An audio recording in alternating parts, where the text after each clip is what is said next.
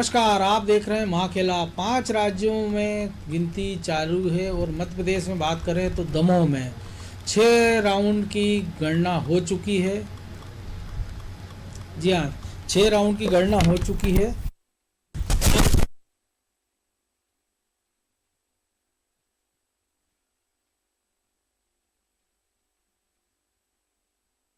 पहले आपको लिए चलते हैं दमोह, जहाँ पे 6 राउंड की गणना हो चुकी है। 26 राउंड की गणना होना थी और बीजेपी उम्मीदवार 2666 वोटों से पीछे चल रहे हैं राहुल लोधी। जी हाँ, कांग्रेस के अजय टंडन पहले राउंड से लगातार बढ़त बनाए हुए थे। पहले उन्होंने बैलेट पेपर में, फिर जब ईवीएम से गिनती शुरू हुई तो उन्होंने जो बढ़त बढ़ाना शुरू की है, तो ये बढ़त उनकी लगातार जारी है। जी हाँ, दमोह से इस वक्त बड़ी खबर आपको बता दें दर्शकों को कि बीजेपी उम्मीदवार 2666 वोटों से पिछड़ गए हैं। और सबसे दिलचस्प बात यह है कि राहुल सिंह जिस बूथ पर उनका घर है, उस बूथ से भी वो 112 वोटों से, अपनी पोलिंग बूथ भी वो 112 वोटों से हार गए हैं। यानी यहाँ भी कांग्रेस के अजय टंडन को सफलता मिली है। और ये एक उम्मीदवार के लिए सबसे एक कह सकते हैं कि खराब दौर यही कह सकते हैं कि अगर आप किसी चुनाव क्षेत्र से मैदान में हो और अगर आप खुद का पोलिंग भी अगर हार जाते हैं तो समझा जा सकता है कि स्थितियां कितनी विकट हैं। हम इस चर्चा को आगे बढ़ाएंगे, समझेंगे नतीजों के क्या मायने निकलेंगे। बाकी 5 राज्यों में जो चुनाव हुए हैं उसका हाल भी हम आपको बताएंगे। पल पल का अपडेट आपको देते रहेंगे कि पश्चिम बंगाल के नतीजे क्या कह रहे हैं, तमिलनाडु का सियासी सीन क्या है, केरल में किस गठबंधन की वापसी होगी, कौन सरकार बना रहा है, पुडुचेरी में क्या उलटफेर होगा और आसाम के नतीजे क्या कुछ कहने वाले हैं। इन सब पे हम चर्चा करेंगे। हमारे साथ जुड़ी हुई है बीजेपी से प्रवक्ता नेहा बग्गा जुड़ी हुई है। नेहा जी, बहुत स्वागत है नादी टीवी पर। नेहा जी, एक और सबसे बुरी खबर मध्य प्रदेश के संदर्भ में कहें तो दमोह, जहां आपकी पार्टी ने पूरी ताकत झोंक दी थी और उम्मीद की जा रही थी कि शायद एक आराम से एक जीत हासिल होगी। 26 राउंड की हालांकि मतगणना, लेकिन 6 राउंड बाद भी आपके उम्मीदवार लगातार पीछे चल रहे हैं। और उसमें बुरी बात यह है, सबसे बुरी खबर यह भी कि जिस पोलिंग बूथ में उनका घर है वहां से भी वो पिछड़ गए हैं। क्या कहेंगे? मनोज जी, देखिए, मुझे लगता है कि बहुत शुरुआती रुझान है। अगर इसके भरोसे पे हम रिजल्ट डिक्लेयर कर देंगे नहीं, मैं रिजल्ट कहा, मैं तो इसलिए कहा कि 6ठे राउंड है और 26 राउंड की गणना है। हाँ, तो जैसे हमने देखा था कि शुरुआत के 2 राउंड में, 3 राउंड में अजय टंडन जी आगे चल रहे थे, फिर चौथे 5वें में राहुल सिंह लोधी जी आगे चलने लग गए। अभी आप 6ठे में बता रहे हैं कि वापस अजय टंडन जी आगे चल रहे हैं। तो ये अभी जब तक मतगणना चलेगी तब तक प्रक्रिया इसी तरीके से फॉलो होगी, कोई आगे होगा कोई पीछे होगा। पर मुझे पूर्ण विश्वास है कि भाजपा के जो प्रत्याशी हैं राहुल लोधी जी, वो निश्चित ही चुनाव जीतेंगे। भारतीय जनता पार्टी के जहां तक है दम लगाने की बात और पूरे तरीके से उसमें उतर जाने की जो प्रक्रिया है भारतीय जनता पार्टी की, तो वो चाहे छोटा चुनाव हो चाहे बड़ा चुनाव हो, प्रक्रिया एक समान रहती है। आपने नगरीय निकाय हैदराबाद के देखे होंगे, आपने पूरे देश भर में जो चुनाव होते हैं, चाहे उपचुनाव हो, चाहे नगरीय निकाय के हो, चाहे विधानसभा हो, हर उसमें उतनी ही ताकत लगाई जाती है, उतना ही अपने कार्यकर्ताओं का उत्साहवर्धन किया जाता है और उसी ताकत से भारतीय जनता पार्टी अपने कैडर के साथ जमीन पर जाकर चुनाव लड़ती है। और वही प्रक्रिया यहाँ पर भी अपनाई है। ये बात बिल्कुल ठीक है कि माननीय मुख्यमंत्री जी गए, प्रदेश अध्यक्ष जी गए, जयंत मलैया जी जिनके नेतृत्व में हम चुनाव लड़ रहे थे, उन्होंने पूरा स्ट्रैटेजी बनाई, तय करवाया और उसके आधार पर पार्टी ने चुनाव लड़ा। तो ये पूरा जो प्रोसेस है, भारतीय जनता पार्टी प्रत्येक सीट पर इसी कार्यप्रणाली के साथ काम करती है और फिर लोकतांत्रिक प्रक्रिया है। चुनाव में हार जीत निश्चित चलती रहती है। और जो 15 मार्च कमलनाथ जी की सरकार देखी है जनता ने और जिस प्रकार से ठगी करने का काम किया है, जो मैनिफेस्टो, जो उनका वचन पत्र था, वचन तो यूजुअली हम ये देखते हैं कि वचन मतलब उससे वचनबद्ध ही एक सबसे पहले आदमी एक विचार लेकर आता है। पर जो पार्टी अपने राष्ट्रीय अध्यक्ष की बात को नकार दे, जो उनसे झूठ बुलवा दे या फिर ये कहें कि बात बुलवाने के बाद उनकी बात को झुटला दे, उस पार्टी पर यकीन करना आप ये समझिए कि कार्यकर्ताओं के लिए भी मुश्किल है और जनता के लिए। तो आपको नहीं लग रहा कि कहीं ना कहीं अभी जो रुझान है, आपके हिसाब से अगर कह दें कि हम रुझान ही को अगर इसको देखें कि कहीं ना कहीं जन भावनाओं को समझने में भूल हो गई पार्टी से? क्योंकि जो 15 साल का शासन, महीने का शासन था, उसमें बगावत हुई, उपचुनाव हुए, आपकी सरकार बन गई। फिर कोई ऐसी परिस्थितियां नहीं थी कि जिसके कारण राहुल लोधी से आपको इस्तीफा करवाकर आपकी पार्टी में शामिल कराना पड़ा और फिर से उनको चुनाव लड़वाना पड़ा।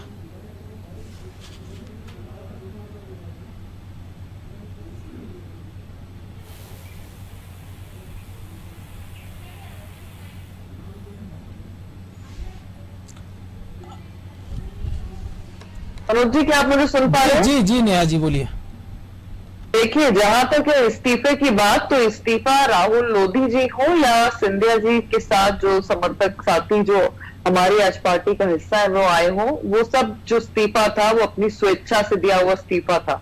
और उसके पीछे भी कारण यही थे कि एक तो जब आपका नेता आपसे, आप जो जनता का दुख दर्द है वो सुनने के लिए तैयार ना हो, जो नेता एसी कमरे से बाहर ना निकले, जो नेता जब ओला पड़े पाला पड़े तो बाहर ना निकले, जो नेता कभी धूप ना देखे धूल ना देखे, उस नेता के नेतृत्व में कोई भी कार्यकर्ता जो जनता के लिए प्रतिबद्ध है, कटिबद्ध है, जब वो कार्य नहीं कर पाएगा तो उसके पास कोई विकल्प नहीं बचता। वो पार्टी छोड़ेगा और उस पार्टी के साथ जाएगा जहां पर उसको आशा दिखे, जहां पर उसे कोई विजन दिखे, जहां पर कोई नेतृत्व दिखे। नंबर 1। नंबर 2, यही एजेंडा पे हमने 28 उपचुनाव भी देख लिए मनोज जी।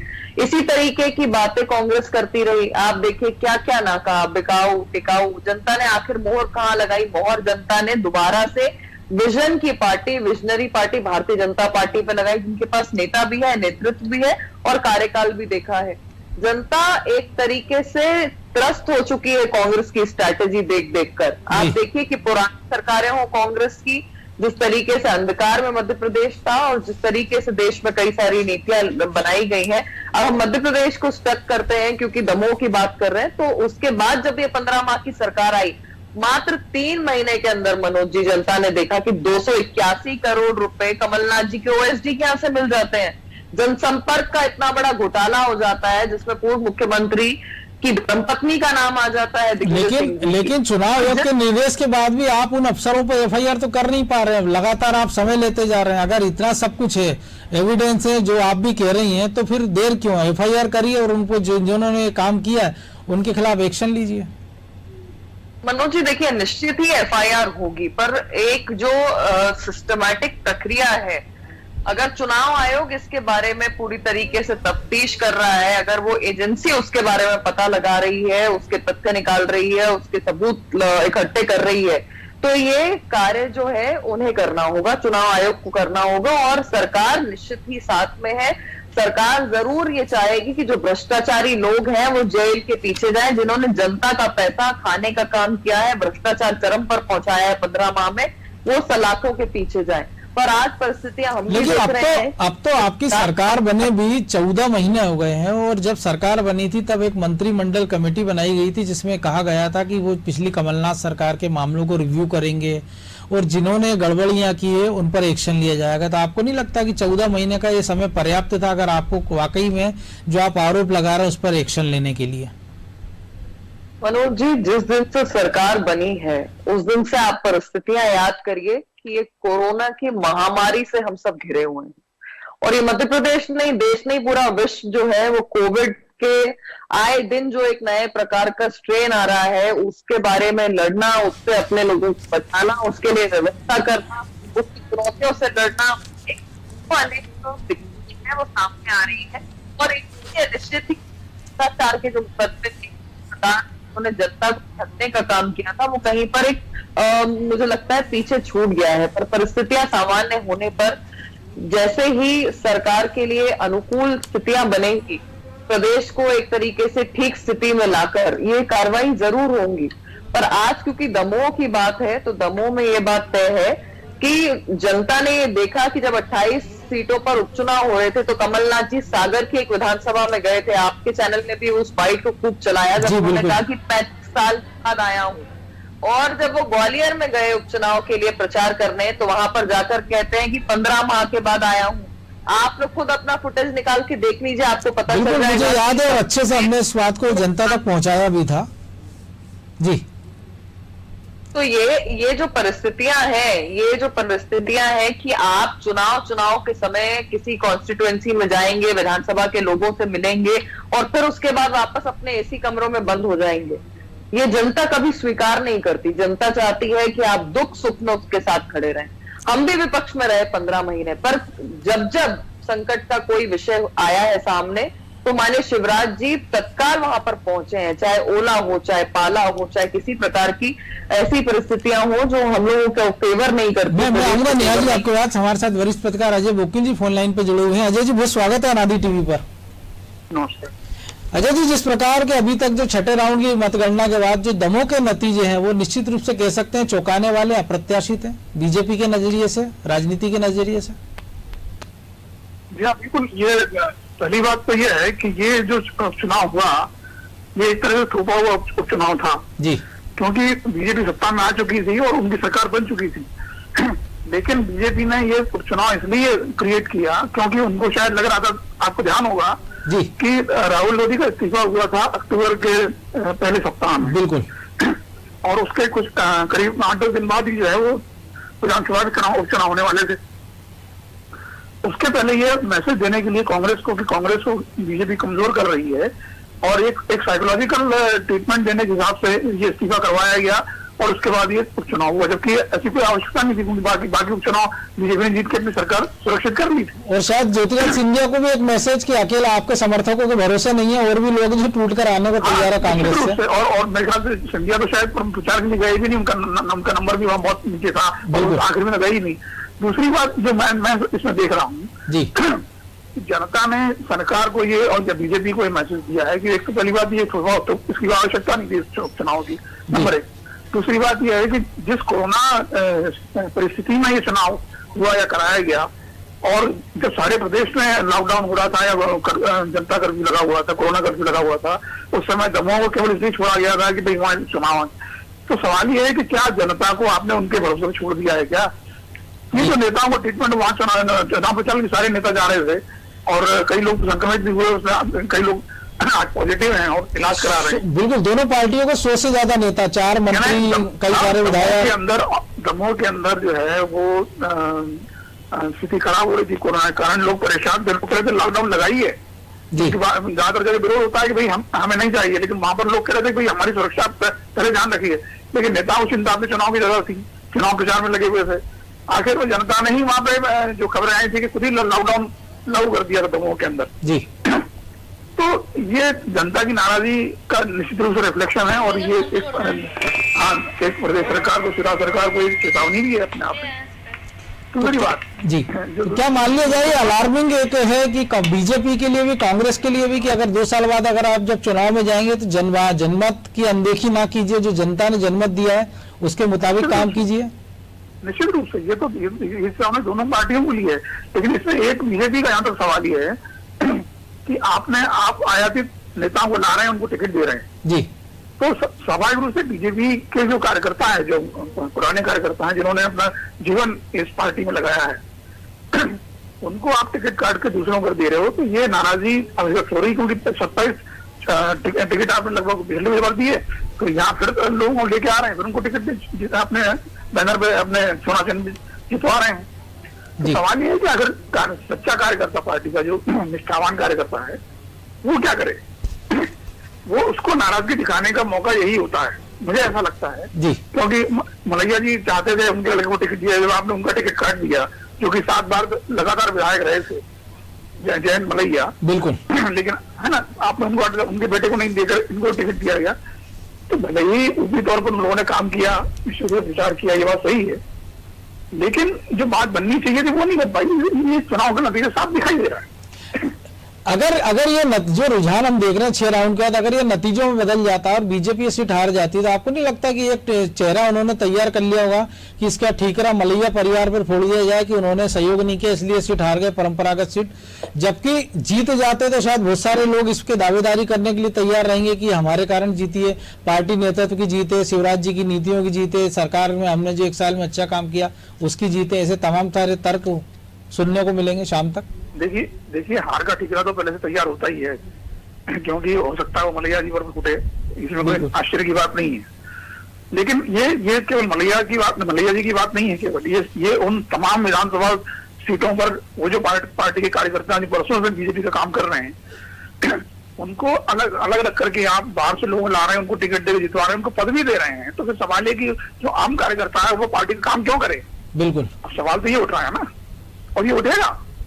अभी आप देखिए कि इस हार के बाद में पार्टी में झगड़े बढ़ने वाले बीजेपी के अंदर। कांग्रेस में तो खैर थोड़ा वो अपने आप को बूस्टअप करेंगे, क्योंकि अगर जीत उनके लिए बड़ी संजीवनी साबित होगी ये वाली, क्योंकि अभी कांग्रेस तो वैसे ही बहुत ज्यादा निराशा में है, हताशा में है जी। लेकिन बीजेपी के अंदर झगड़े बढ़ेंगे, ये बात है, आप मान के चलिए। और ये प्रयोग इनको रोकना पड़ेगा। अब इस प्रयोग का दुष्परिणाम हम यहाँ नहीं, बंगाल में भी देख रहे हैं। बिल्कुल, ये भी देखिए, क्योंकि बंगाल दमों का वैसे ही आपस में कोई रिश्ता नहीं है, लेकिन अगर एक पॉलिटिकल ट्रेंड के रूप में अगर हम कंपेयर करें दोनों, बिल्कुल, जो आपने कहा आयातित नेताओं के सहारे जो कुछ हुआ, तो हमने देखा कि ज्यादातर आयातित नेता ही थे। बंगाल में जो बीजेपी पा रही है वो दरअसल वही है जो जमीनी हकीकत थी जी।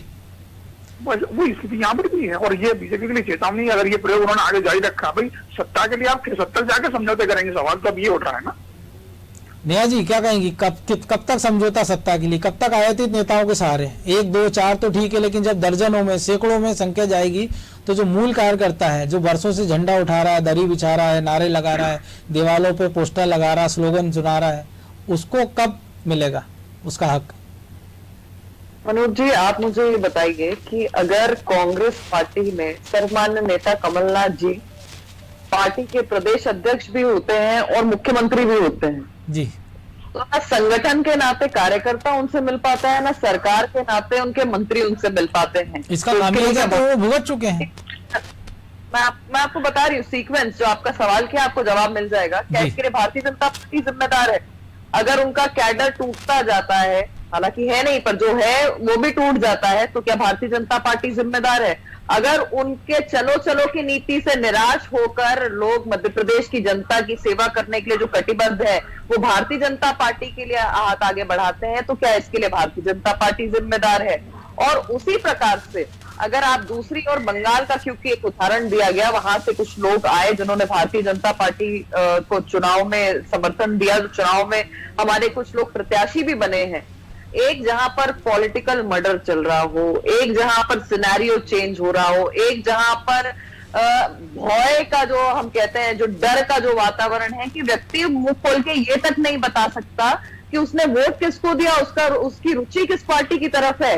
अगर ऐसी परिस्थितियों में किसी को भारतीय जनता पार्टी में आस नजर आती है तो मुझे लगता है इसे तोड़ना नहीं कहते हैं। और ये लोकतांत्रिक व्यवस्था में कहीं ये नहीं लिखा कि अगर कोई किसी दल में है वहां पर एक तरीके से तानाशाही नीतियों को अपनाया जा रहा है, या एक बड़ा उद्योगपति आके स्थापित हो गया है, आपकी बात नहीं सुन रहा, चलो चलो चलो चलो कर रहा है, तो आप जनता की सेवा करने के लिए बस उस पार्टी में इसलिए रहेंगे क्योंकि आपने उस पार्टी की सदस्यता ले ली थी, या जो उसके मूल विचार थे वो आपको उम्मीद है कि कभी लौट कर आएंगे। लेकिन आपको ये नहीं लगता है कि ये जो नेता आ रहे हैं, जो ये स्थितियां जब बनी है कि ये नेता आपकी पार्टी में आ रहे हैं, तो इसकी जमीन उसी कार्यकर्ता ने तैयार की, उसने ग्राउंड तैयार किया, जिसके बाद दूसरे पार्टी के नेता को ये लग रहा है कि हमारा सियासी भविष्य इस पार्टी में सुरक्षित है। क्योंकि आपको भी पता है कि आजकल कोई पॉलिटिकल विजन के साथ किसी में नहीं जाता कि उसकी आइडियोलॉजी बहुत अच्छी है, क्योंकि आइडियोलॉजी तो हमने ऐसी भी देखी भागीरथ प्रसाद की कि वो कांग्रेस से टिकट लेते और अगले दिन बीजेपी में चले जाते हैं। फिरोज सिद्दीकी जी, आप भी हमको सुन रहे हैं, नेहा जी ने जो कुछ कहा, मैं चाहता हूं कि शायद आप उसका जवाब देंगे तो बेहतर होगा। देखिए, नेहा जी कुछ भी कहें, लेकिन किसी भी पॉलिटिकल पार्टी में लोग आए और इस तादाद में ये कि वो सिरमौर बन जाए, तो ये कोई भी आम कार्यकर्ता जो है बर्दाश्त नहीं करता। किसी भी पॉलिटिकल पार्टी का नेहा जी को समझना चाहिए कि उसका सिग्निफिकेंस, उसकी पहचान जो है उसका आइडियोलॉजिकल वर्कर होता है। जो वर्कर होता है वही पार्टी को जिंदा रखता है। और इन्होंने उसी पार्टी में 7 बार से मलैया जी वहां से चुनाव लड़ रहे थे 35 साल बाद। जब वो हटे तो लोगों में एक आशा बंधी कि अब हमारा नंबर आएगा, और उसकी जगह आपने किसी कांग्रेस के आदमी को ले आए, और ये आपको जरूरत ही नहीं थी किसी कांग्रेस के आदमी को वहां लाने की। और ठीक है, हमारे यहाँ से टूट के आए तो आपके यहाँ के चेयरमैन क्यों बन गए? वो आपके यहाँ के वो टिकट के ऐसे उदाहरण आपके यहाँ भी है, सतीश सिकरवार हैं, संजय शर्मा हैं, ऐसे। और मुझे वो प्रेस कॉन्फ्रेंस भी याद है, राहुल गांधी की इंदौर में प्रेस कॉन्फ्रेंस थी जिसमें उन्होंने कहा था किसी आयातित नेता को टिकट नहीं मिलेगा, और उसी में उन्होंने घोषणा की थी कि तेंदुखेड़ा से संजय शर्मा जो विधायक थे बीजेपी के, वो कांग्रेस में शामिल हो गए। तो संजय शर्मा बेसिक कांग्रेस के आदमी थे, वो गए थे बीजेपी में, वो वापस आ गए। वो तो ये मैं वही कह रहा हूँ ना कि विचारधारा तो कहीं बची नहीं ना कि राव प्रताप सिंह जी जो थे, वही कह रहा हूँ कि भाई हमारे विचारधारा तो विधायक, मैं वही कह रहा हूँ, दोनों से कह रहा हूँ कि विचारधारा मनोज जी मेरी एक बात सुनिए, एक बात सुन लीजिए आप, मेरा कमेंट ले लीजिए जी। आज की तारीख में हर जिले में भारतीय जनता पार्टी में जो निर्वाचित आदमी है एक ना एक मूल कांग्रेस की है। आप चाहे सीहोर देख लीजिए, राजगढ़ देख लीजिए, आप जो है अनूपपुर देख लीजिए, कहीं भी देख लीजिए, एक ना एक व्यक्ति जो है वो मूल कांग्रेस का आदमी है और कांग्रेस जो भारतीय जनता पार्टी से निर्वाचित है। अगर ये लोग सब अपनी घर वापसी कर दें तो भारतीय जनता पार्टी धाराशायी हो जाएगी। लेकिन इसके उलट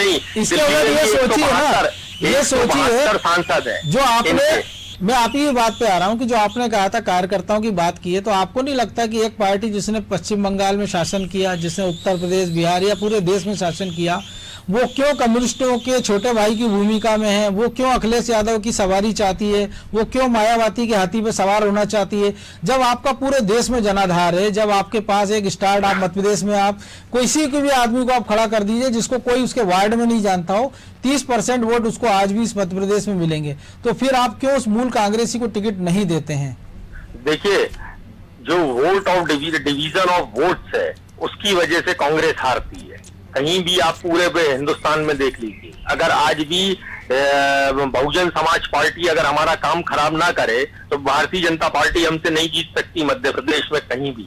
लेकिन ये जो दिक्कत ये है कि जो कई समान विचारधाराओं का दल एक है और भारतीय जनता पार्टी एक है, और कुछ लोग जो है वो कंसोलिडेट हो जाते हैं भारतीय जनता पार्टी के साथ। वो स्ट्रेटेजी रहती है, इलेक्शन की स्ट्रेटेजी है, वो एक अलग मुद्दा है। लेकिन जो मैं सवाल कर रहा हूं ना कि 172 सांसद हैं भारतीय जनता पार्टी के पास जो दूसरे दलों से आए हुए हैं, इनके गवर्नर तक दूसरे दलों से आए हुए, राज्यसभा में आए हुए लोग दूसरे दलों से आए हुए हैं, तो ये भारतीय जनता पार्टी है कहीं? ये तो बहुत छोटी सी सुकड़ के हो गई है। लेकिन आपके अपने 22 लोग बड़े नेता जो आप ही की पार्टी में है, लेकिन वो G22 बना लेते हैं, तो कभी उनकी भी तो सुनवाई होना चाहिए। जब आप सुनवाई नहीं, जब आप सुनवाई नहीं करते हैं तभी तो वो दूसरे दलों की ओर रुख करते हैं। कहाँ है G22? किसी ने कहा क्या कि हम छोड़ के जा रहे हैं पार्टी? तो मैं वही तो कह रहा हूँ कि जो राहुल गांधी जी की लीडरशिप नहीं चाहिए, आपकी पार्टी में ही है, लेकिन आप उनका उपयोग नहीं कर रहे, पार्टी के अंदर से वो आवाजें उठा रहे हैं, तो जब उनकी सुनवाई नहीं होगी, जिसके पास जिम्मेदारी ना हो, ये बताइए। राहुल गांधी जी ने तो कहा कि एक आदमी चुन के ले आइए, उसको नेशनल प्रेसिडेंट बना देते हैं। कहा है उन्होंने राहुल गांधी जी? चुनाव की तारीखों की घोषणा तो करना पड़ेगी। पद की मैं नैतिक जिम्मेदारी लेता हूँ पार्टी के हार की 2019 की, इसलिए उन्होंने पद छोड़ा था। तो ये तो उन्होंने काम किया, दूसरे लोग हैं, लेकिन लोग चाहते हैं राहुल गांधी जी रहे, राहुल गांधी जी नहीं रहना चाहते। उसी समय उन्होंने कमलनाथ, उसी समय उन्होंने अशोक गहलोत को लेकर सवाल उठाए थे। अशोक गहलोत आज भी मुख्यमंत्री, और सचिन पायलट जैसा आदमी आपसे नाराज था और आपकी सरकार जाते जाते बची। ज्योतिरादित्य सिंधिया जैसा नेता आपके यहाँ से चला गया, तो उस नाराजगी का फायदा क्या कि आपने नाराजगी जताई, लेकिन अगर आप आपके दो नेताओं के खिलाफ कार्रवाई नहीं कर पाते हैं तो फिर किस काम की लीडरशिप? कांग्रेस जो है, कांग्रेस की एक इंटरनल डेमोक्रेसी है जी। जब विधायक दल की बैठक हुई, सिंधिया जी के साथ 19 आदमी थे कुल। भाई 19 ही आदमी थे, तो कैसे उनको 50-50 भी होता तो भी उनको कंसिडर किया जा सकता था। ऐसे ही जब राजस्थान में हुआ तो राजस्थान में भी उनके साथ कितने लोग, देखिए नंबर तो शिव भानु सिंह सोलंकी के साथ ज्यादा थे ना, लेकिन अर्जुन सिंह बन गए थे ना। और आप जो खुद कह रहे हैं कि 19 लोग सिंधिया के साथ थे, तो आपको नहीं लगता कि कांग्रेस खुद ये मान के चलती है कि ये 20 दिग्विजय सिंह के साथ है, ये 19 इनके साथ? कभी तो ये मानिए कि ये कांग्रेस के साथ है। देखिए, कांग्रेस हर पार्टी में होता है कि जो विधायक है वो अपनी पसंद जाहिर करते हैं, तो 19 ही विधायकों ने उनके साथ पसंद जाहिर की थी, और विधायक दल की बैठक ही इसीलिए बुलाई जाती कि भाई अपनी अपनी पसंद बताओ को कि आप किसको चीफ मिनिस्टर चाहते हो। ये तो डेमोक्रेटिक प्रोसेस है कि ऐसा लोकतंत्र। नेहा जी, आपके यहाँ कब आएगा ऐसा लोकतंत्र? भगवान ना करे मनोज जी, ऐसा लोकतंत्र इन्हें मुबारक। ईश्वर ना करे कि ऐसा लोकतंत्र भारतीय जनता पार्टी के अंदर आए जिसे लोकतंत्र कह रहे हैं। आप बार बार देखिए, G22-23 की बात हो तो ये कहते हैं लोकतंत्र है। मध्य प्रदेश में आ जाइए, इनके प्रभारी जब आते हैं उन पे चप्पल जूते फंसाए जाते हैं तो लोकतंत्र है। जब नए प्रभारी आ जाते हैं उन पे इसी प्रकार से हमला होता है तो वो लोकतंत्र है। जब दिग्विजय सिंह जी सवाल उठाते हैं कि एक प्रक्रिया जो है चुनाव की इनके अध्यक्ष की उसको जल्दी से अपना लेना चाहिए तो वो लोकतंत्र है। तो ना जाने कितने लोकतंत्र हैं इनके अंदर। और आप देख लीजिए कि अगर ये लगातार 400 से 40 पर आ गए हैं, जिस तरीके से इनकी संख्या गिरती जा रही है, और ये कहते हैं कि क्यों भारतीय जनता पार्टी के अंदर वो सारे लोग चले गए, तो इन्हें आत्म अवलोकन की आवश्यकता है कि आखिर कमी कहां पर आ रही है, आखिर कांग्रेस क्यों गिरती जा रही है। यह भारतीय जनता पार्टी का इसमें दोष नहीं है। अगर आपके पास नेता और नीति नहीं है तो आप मध्य प्रदेश का उदाहरण लेकर देख लीजिए। आप अपने राष्ट्रीय अध्यक्ष से झूठ बुलवा देते हैं मंच से, चुनावी मंच को आप देखते हुए सिर्फ जीत आपके दिमाग पे इतनी हावी होती है कि आप जनता को तो ठगते हैं, आप अपने राष्ट्रीय अध्यक्ष को झुठला देते हैं। और उसके बाद तमाम सारे नेताओं के सवाल उठाने के बावजूद, और ये नेता भारतीय जनता पार्टी के नहीं, लक्ष्मण सिंह जी वरिष्ठ नेता है कांग्रेस के, उन्होंने कहा कि राहुल गांधी जी को आके माफी मांगनी चाहिए। बताइए क्या हुआ? लगातार उमंग सिंगार इनकी पार्टी के नेता, गोविंद सिंह। तो जब लगातार आप अपनी ही पार्टी के लोगों लेकिन एक ये तो आप सीख सकते हैं कि इनके नेता इतने बड़े बड़े लोग सवाल उठाते हैं फिर भी पार्टी बने हुए। आपके यहाँ होते तो शायद एक्शन हो जाता। वैसे हम आपके पास आऊंगे, लेकिन एक बड़ी खबर आपको बता दें, पश्चिम बंगाल से आ रही कि नंदीग्राम से मुख्यमंत्री ममता बनर्जी 1500 वोटों से आगे निकल आई हैं। शुभेंदु अधिकारी थे, शायद एक राहत की सांस ली होगी टीएमसी ने, क्योंकि सरकार तो उनकी बनती नजर आ रही है, लगभग 200 से ज्यादा सीटों पर वो आगे चल रहे हैं। लेकिन खुद मुख्यमंत्री ममता बनर्जी नंदीग्राम में लगातार पीछे चल रही थी 6 राउंड तक। अब जाकर वो शुभेंदु अधिकारी से 1500 वोटों से थोड़ा आगे निकल आई हैं।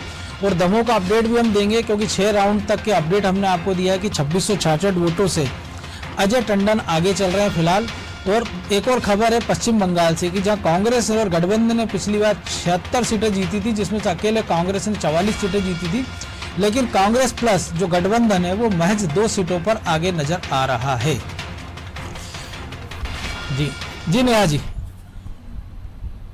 मनोज जी, तो ये जो परिस्थितियां हैं ये कांग्रेस की स्वयं की बनाई हुई हैं। अब इनके नेता जो है या तो प्रचार करने जाते नहीं, क्योंकि देखते हैं कि आधार बचा नहीं है, और प्रचार करने कहीं पर जाते हैं तो फैंसी ड्रेस का हिस्सा बन जाते हैं, और अगर फैंसी ड्रेस का हिस्सा नहीं बनते तो पुशअप करने लगते हैं, पुशअप नहीं करते तो स्विमिंग करने लगते हैं। अब जनता अपने नेता से नेतृत्व की अपेक्षा करती है, वो ये थोड़ी ना चाहती है कि आप आके बताएं कि आप कितने फिट हैं।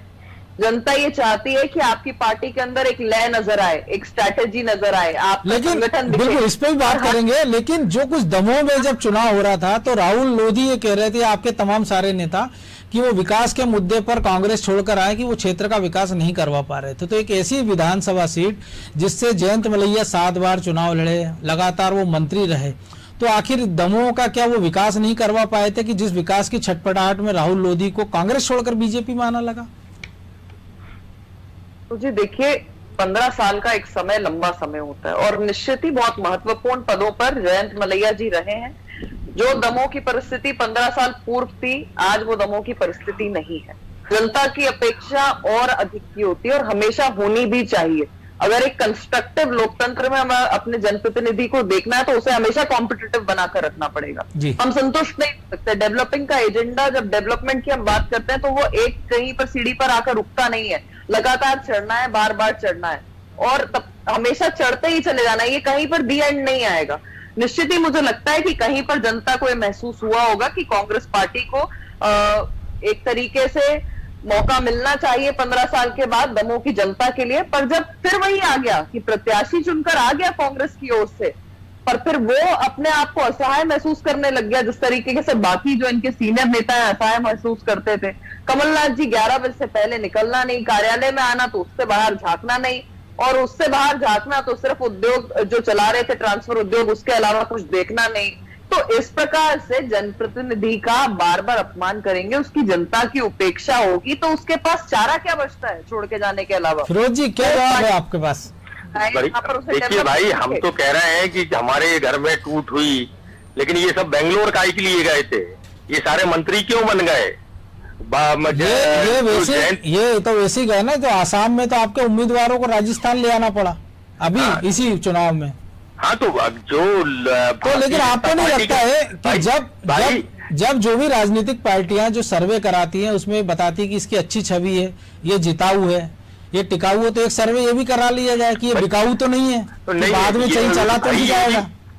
ये भी सर्वे करा लिया जाए कि इस देश में जिस तरीके से पैसे का जो फ्लो चला रही है एक पार्टी, जो हम दो हमारे दो की राजनीति चल रही है इस देश में, आधार पूनावाला के लिए जो है दिल खोले थे मोदी जी, और 6 करोड़ वैक्सीन एक्सपोर्ट करवा दी मोदी जी ने, रेमडेसिविर एक्सपोर्ट करवा दिया मोदी जी ने, और आज लोग मौत के कुएं में चले गए। हमारे सामने दिख रहा है कि हमने वैक्सीन बनाई, आज हमारे ही लोग तरस गए वैक्सीन के लिए। ये आरोप तो कांग्रेस पे भी लग रहा है कि ऑक्सीजन की कमी दिल्ली में थी और उन्होंने फिलीपींस दूतावास को भेज दी। तो मुझे लगता है इस पे फिर कभी हम चर्चा करेंगे। नहीं, ऐसा नहीं है। ये इन मौतों के जिम्मेदार जो है ये बंगाल का चुनाव है, ये बंगाल का चुनाव है, नरेंद्र मोदी जिम्मेदार है। तो केरल का चुनाव नहीं है, आप कोई नकार नहीं सकते। केरल का चुनाव नहीं है इसका जिम्मेदार नहीं, ये बताइए। अकेले पश्चिम बंगाल का है, केरल का नहीं है, आसाम का नहीं भाई। इतनी बड़ी केंद्र सरकार होके एक दूतावास को अगर वो ऑक्सीजन सिलेंडर नहीं मुहैया करा सकती तो लानत है इसी सरकार के ऊपर। ऐसे तो प्रधानमंत्री को इस्तीफा देके घर चले जाना चाहिए। ये दोनों बातें आप कर रहे हैं ना कि जब वो इंजेक्शन एक्सपोर्ट कर रहे हैं तो आपको आपत्ति है, लेकिन आप ऑक्सीजन दे रहे हैं तो आप उसको सही चला रहे हैं।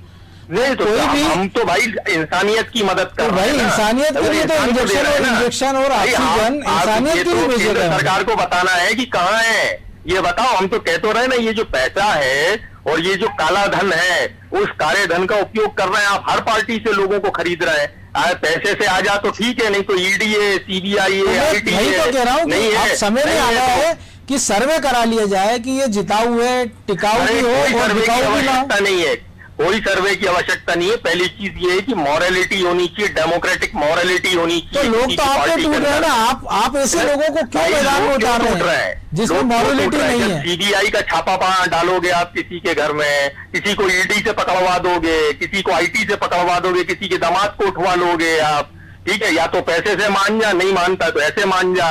तो ये तो खुली दादागिरी चल रही है पूरे देश में। आप किसी को भी बात कर लीजिए, कहीं भी पूरे देश में बात करिए। अगर कांग्रेस अकेली पार्टी होती तो हम हमारे अंदर आत्ममंथन कर लेते। दूसरी पार्टियों में क्यों ऐसा हो रहा है?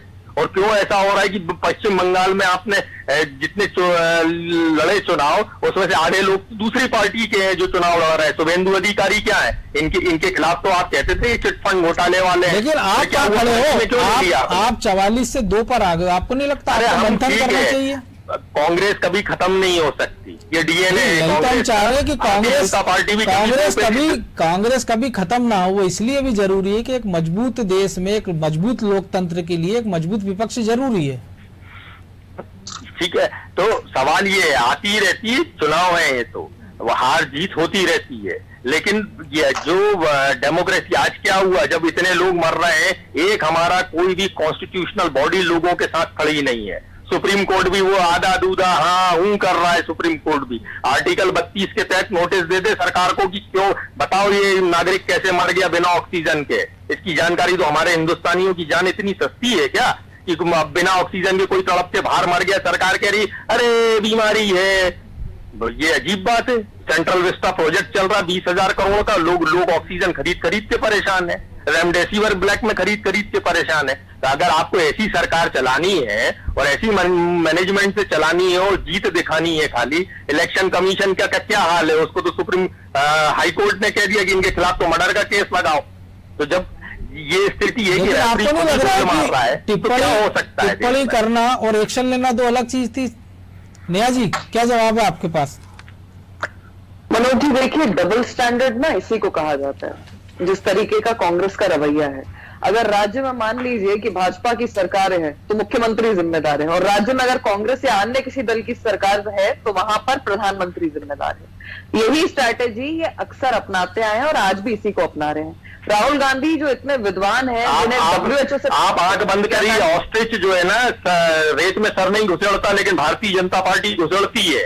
ये सही है जी। फिरोजी आएगा मौका, आपको दूंगा। मैंने आपको भी पूरा समय दिया है जी। नेहा जी, अच्छी आप कहेंगे।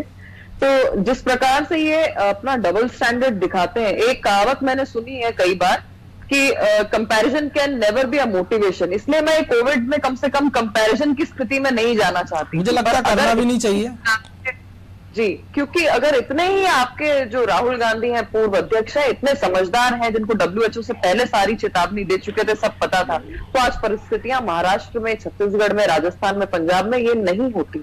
पर हालात ये है कि ये सुनामी की तरह आया है। जो हमारी कैपेसिटी है, सरकार आज अगर 10 बिस्तर बढ़ा देती है तो आप ये मान लीजिए कि दिन के अंत होते तक वो 100, 200, 300 की आवश्यकता पड़ जाती है। जिस तेजी से डबल, ट्रिपल, 4 टाइम्स, 5 टाइम्स हो रहे हैं केस या हुए हैं, अब तो खैर स्थितियां फिर भी एक तरीके से थोड़ा सा स्लो हो रही हैं, इस पे कम से कम राजनीति नहीं होनी चाहिए। लेकिन आपको नहीं लगता है नेहा जी कि जिस प्रकार से लाखों लोगों की भीड़ जुटी है, पश्चिम बंगाल हो, केरल हो, तमिलनाडु हो, इस पे अगर जो वर्चुअल रैली बाद में प्रधानमंत्री या तमाम दलों ने की, राहुल गांधी ने रैली करने से इनकार किया, ये अगर शुरुआत में कदम उठा सकते थे तो शायद बेहतर स्थिति में होते। मनोज जी, बिल्कुल होना चाहिए था, मैं इस बात को बिल्कुल नकार नहीं सकती। और आज जो स्थितियां हैं उसकी भयावता को शायद हमने पहचाना भी नहीं था और हम में से किसी ने नहीं समझा था।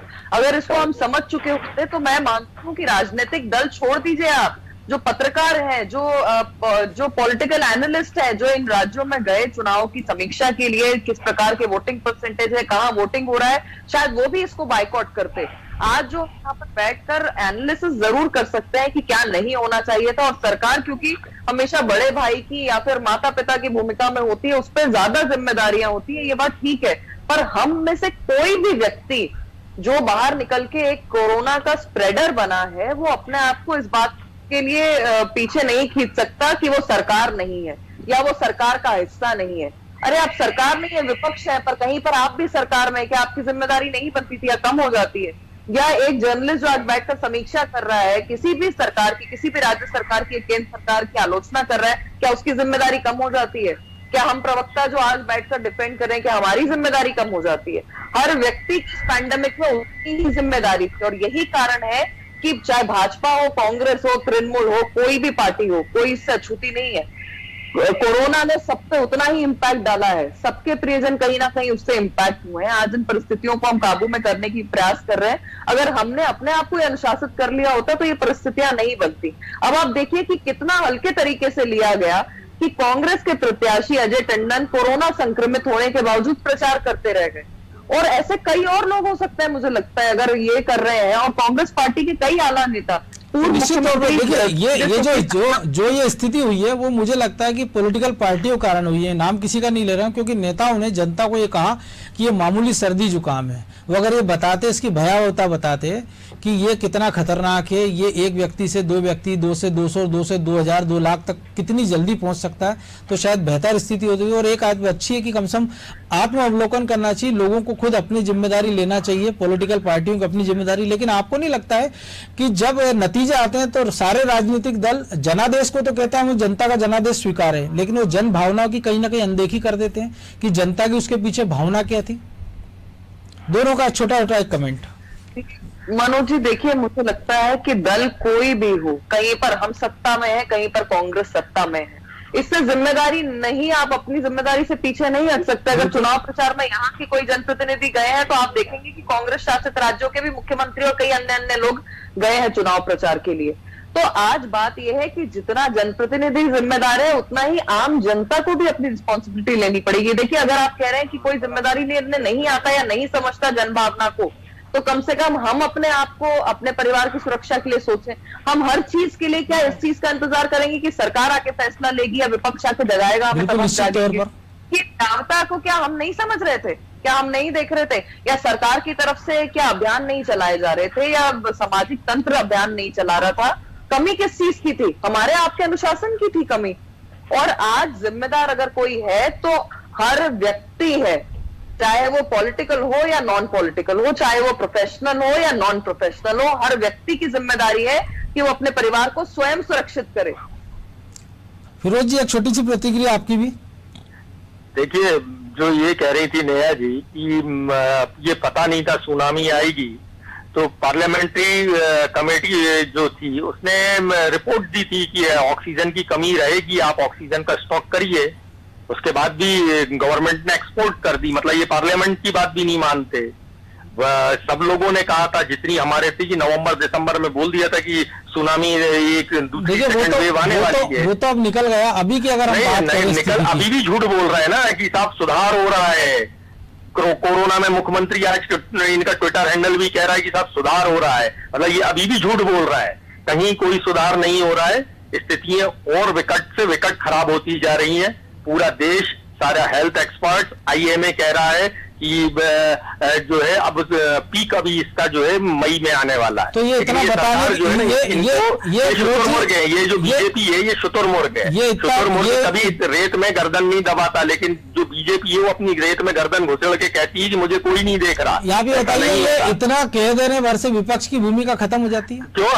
हम लोग तो सड़कों पे काम कर रहे हैं, हम लोग तो, हमारे नेताओं ने तो ऑक्सीजन कितनी बुलाई है, तो 68 टन का सिलेंडर बुला के ट्रेन दिखा रहे हैं लोगों को। हमारे नेताओं ने तो 170 टन ऑक्सीजन अभी ऑलरेडी पहुंचा चुके हैं, और अभी भी काम चल रहा है। नवीन जिंदल तो अपने प्लांट से फ्री दे रहे हैं ऑक्सीजन। ये तो अच्छी बात है ना, क्योंकि आप तो प्रदेश की जनता के लिए, तो मुझे नहीं लगता कि इसको राजनीतिक खांचों में बांटना चाहिए कि विपक्ष क्या कर रहा है और सत्ता पक्ष क्या कर रहा है, क्योंकि जनता तो आखिरकार इसी प्रदेश की है।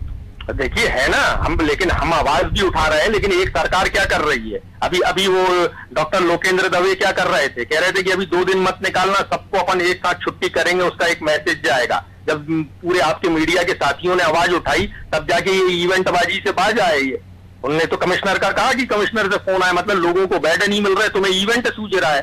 तो इसका जवाब नेहा जी से ले लेता हूँ, क्योंकि समय भी और इजाजत नहीं दे रहा है। नेहा जी, समय था कि आपदा को अवसर में बदल देते, लेकिन आपदा को अवसर में बदला काला बाजारियों ने, चाहे वो इंजेक्शन वाले हों, गैस वाले हों, या तमाम तरह के लोग, और सरकार के कुछ ब्यूरोक्रेट ने उसको उत्सव में बदल दिया।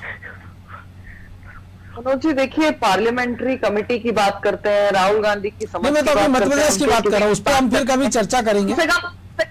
बिल्कुल, कम से कम इतना तो बता देते, जब वो पुशअप कर रहे थे, कोरोना क्या खत्म हो गया था जब चुनाव प्रचार में पुशअप करने गए? वो राहुल गांधी सरकार है क्या? दाढ़ी मूंछ बढ़ा के तो नहीं घूम रहे थे कि आज जो कोरोना का सबसे बड़ा इलाज, अरे वो सरकार है क्या? आप कांग्रेस से क्यों सवाल पूछती हैं? आप अपने प्रधानमंत्री से सवाल पूछिए कि क्यों कोरोना के हाल में वो बंगाल में प्रचार कर रहे थे। कांग्रेस की कोई जिम्मेदारी नहीं है क्या? क्योंकि महाराष्ट्र नंबर 1, छत्तीसगढ़, राजस्थान टॉप 10 में है, तो सवाल तो सभी से पूछा जाना चाहिए। मध्य प्रदेश टॉप 1 में मिलेगा आपको, वो इसलिए नहीं मिल रहा है मध्य प्रदेश क्योंकि यहाँ टेस्टिंग के आंकड़े छुपा रहे हैं। 60,000 करेगा ही नहीं तो कोरोना ही नहीं है। यहाँ सबसे ज्यादा मौतें हुई है ऑक्सीजन से। चलिए इसी पे बात कर लेते हैं अपन। इस पे फिर कभी बात करेंगे। नंबर 1 मध्य प्रदेश है, जो ऑक्सीजन की कमी से मरे लोग। जांच की बात की, कल 60,000 जांच हुई है रिकॉर्ड मध्य प्रदेश में। ये नेहा जी 20 सेकंड में अपनी बात। देखिए, सबसे बड़ी बात है मनोज जी कि मैं तो हाथ जोड़कर फिरोज जी और उनकी पार्टी से आग्रह करती हूँ कि ये जो सुनामी आई है कोविड की, उस पे कम से कम इस तरीके के कुतर्क ना दें। इससे जो काला बाजारी करने वाले हैं वो और ज्यादा आपके भरोसे जो है वो सशक्त हो जाएंगे। और आपको आज जरूरत है, अगर ऐसा कुछ कर रहा है कोई, तो आप उसको पकड़वाने में मदद करिए। आप अभी जन सेवा को आगे बढ़ाइए, आप अभी मानवता को दिखाइए। ये विपक्ष की भूमिका निभाने के लिए अनेकों अवसर मिलेंगे। अगर अपने अंदर झांक कर देखेंगे, आईना देखेंगे, तो समझ में आ जाएगा कि आपकी सरकारों ने भी क्या किया है। तो ये सरकार देखकर कोविड नहीं आया, और तमाम सारे नेता संक्रमित हुए हैं, हर दल से हुए हैं।